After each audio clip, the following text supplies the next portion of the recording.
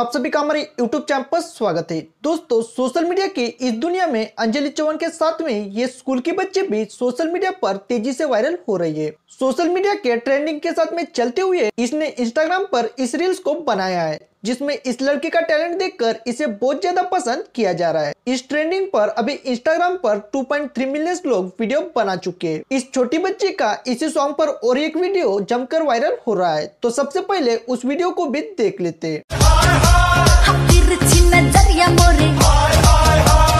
इस बच्चे के इंस्टाग्राम पर अभी मिलियंस में व्यूज आ चुके हैं और इसी ट्रेंड की वजह से यह सोशल मीडिया पर पॉपुलैरिटी को हासिल कर चुकी है। दोस्तों, आपको अंजलि के साथ में इस छोटी बच्ची का डांस वीडियो कैसा लगा, ये हमारे कमेंट बॉक्स में जरूर बताएं। आप भी इस ट्रेंड पर वीडियो बनाकर फेमस हो सकते हो। उम्मीद करते हैं वीडियो आपको पसंद आएगी, तो वीडियो को लाइक कीजिए और इसी तरह सोशल मीडिया अपडेट के बारे में जानकारी पाने के लिए हमारे चैनल को सब्सक्राइब जरूर करें। धन्यवाद।